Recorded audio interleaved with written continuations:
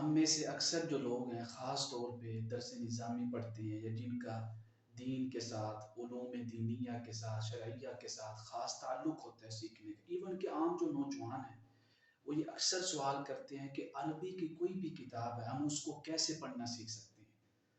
عربی کے اندر کتاب پڑھنا، اس کو سمجھنا، اس کی جو شرح ہے، تشریحات ہیں، عربی کے اندر سمجھنا، یہ کیسے ممکن ہو سکتا ہے؟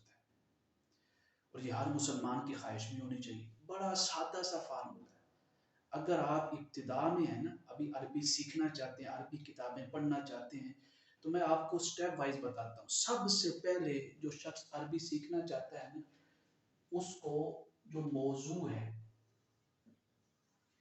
یہ جو موضوع آسان جو موضوع ہے نا، مثال کے طور پہ نماز آسان موضوع ہے، وضو آسان موضوع ہے، اسی طرح اور بھی جو اس کو آسان موضوع لگے اس کا انتخاب کرے، آسان موضوع سے اپنی ابتدا کرے۔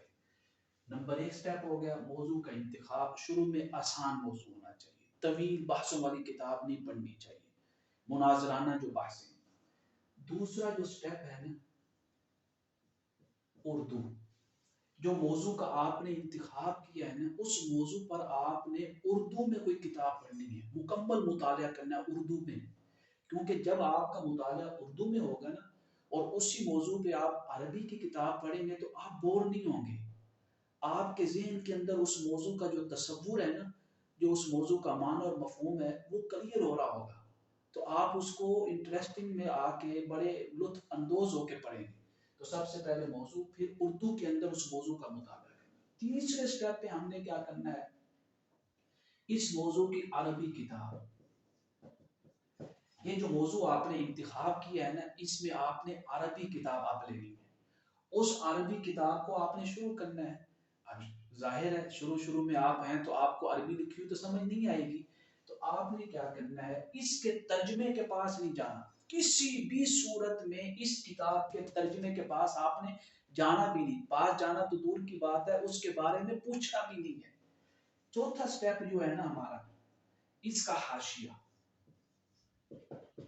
اس عربی کتاب کا آپ نے حاشیہ لینا ہے۔ کوئی لفظ آپ کو سمجھ نہیں آ رہا تو آپ نے عربی والا جو حاشیہ، اردو والا نہیں، عربی والا حاشیہ کھول کے اس سے آپ نے اس لفظ کو سمجھنا ہے۔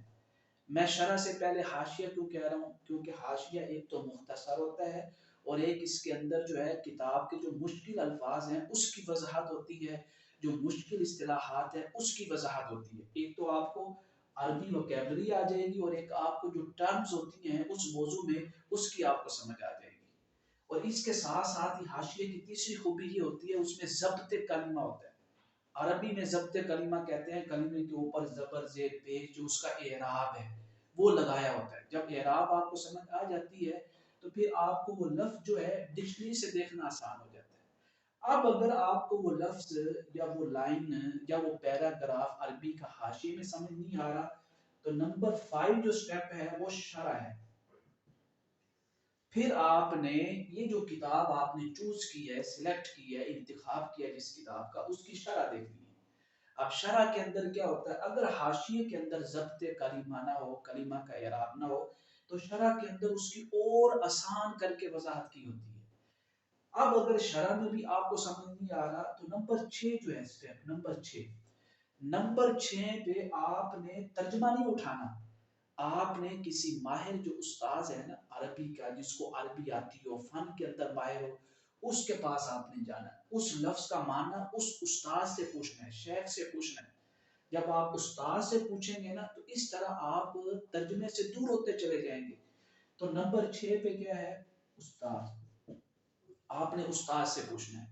اگر استاذ نہیں ملتا ہے تو پھر مجبوری ہے، آخر میں آ کے نمبر 7 پہ جو ہے ترجمہ، اس کا ترجمے سے اس لفظ کا معنی اور مفہوم دیکھنا ہے، اس کی شرح اور تفصیل دیکھنی ہے۔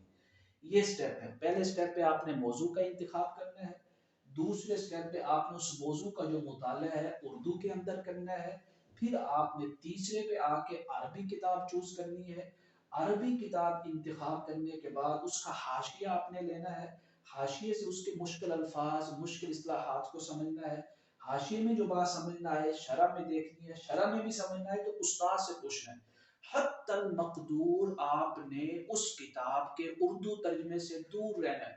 آپ چند دن زیادہ سے زیادہ جو ہے نا کم سے کم جو معمول آپ کا ہے 2 ہفتوں سے لے کے مہینے تک آپ اس کو معمول بنائیں تو مہینے کے بعد جو ہے آپ اپنے اندر فرق محسوس کریں گے کہ کس طرح آپ کو عربی آ رہی ہے.